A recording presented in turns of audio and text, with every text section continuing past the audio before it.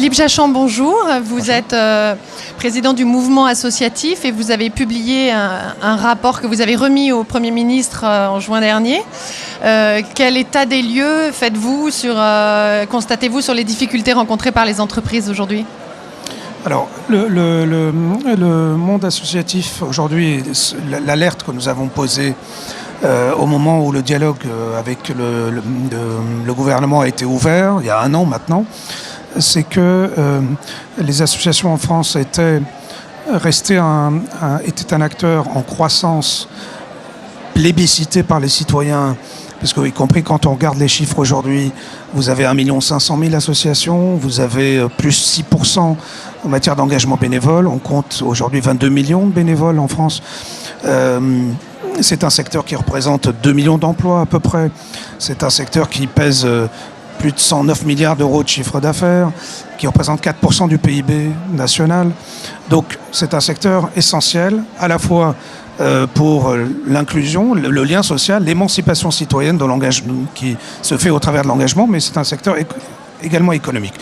Donc nous avons dit qu'il y avait une attention plus forte, il y avait besoin d'une attention plus forte à donner des pouvoirs publics sur cette question associative, parce que nous avions vécu, de fait, on me demandait quelle est la situation, une accumulation de mesures politiques qui ont été, qui ont touché le secteur à son porte-monnaie. La fin des emplois aidés a coûté 1,3 milliard d'euros au secteur associatif.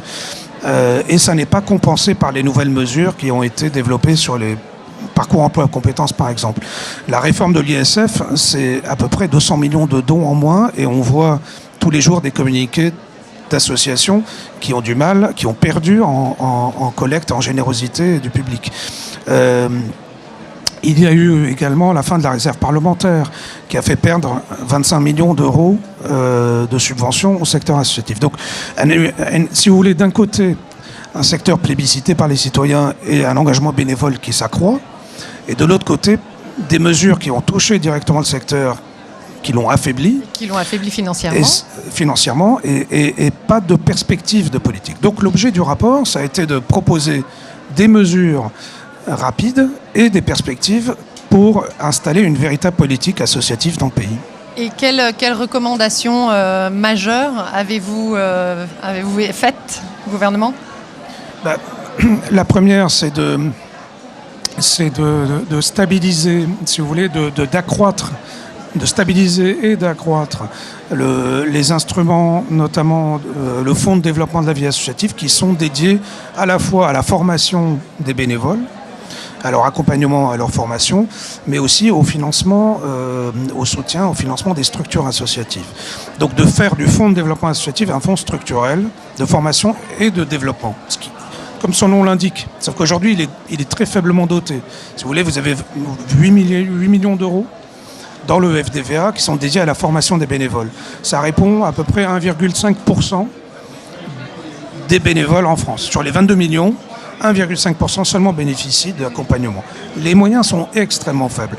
Deuxième élément, donc, investir publiquement dans le fonds de développement de la vie associative. Deuxième élément, mettre en place une grande politique d'accompagnement du secteur. C'est-à-dire que nous disons, parce que c'est la réalité aujourd'hui, les associations ont diversifié leur financement. Ça n'est plus que des moyens publics, elles sont majoritairement financées par des financements privés. Mais le monde associatif a besoin, pour diversifier ses financements, d'accompagnement, de soutien, pour déployer des stratégies de développement.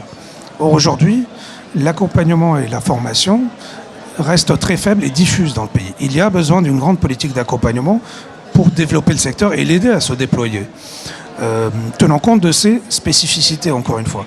Troisième axe, c'est la sécurisation du champ fiscal. C'est-à-dire que on n'a pas le temps de rentrer dans les détails, mais il y a un certain nombre de sujets qui sont ouverts sur la fiscalité associative aujourd'hui.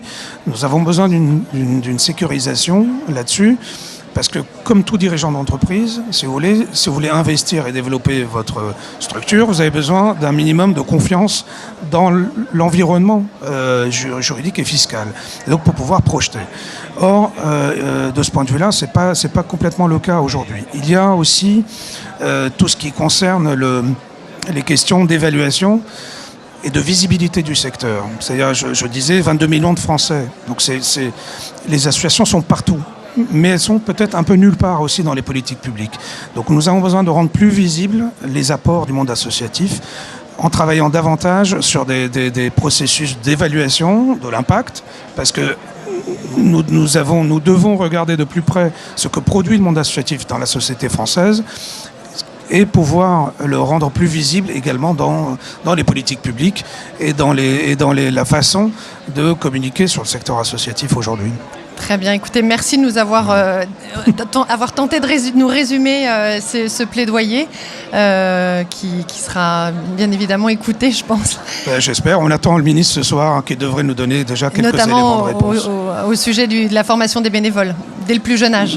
Par exemple, je l'espère, parce qu'on a proposé qu'il y ait un accueil que tout au long de la vie, dès l'école, dès le plus jeune âge, effectivement, la rencontre se fasse entre les élèves et les associations. Et pour ça, il faut que les écoles s'ouvrent aussi au monde associatif davantage. Mais ça fait partie des choses qui sont en discussion également avec le ministère. Merci beaucoup. Merci. Je vous en prie, merci.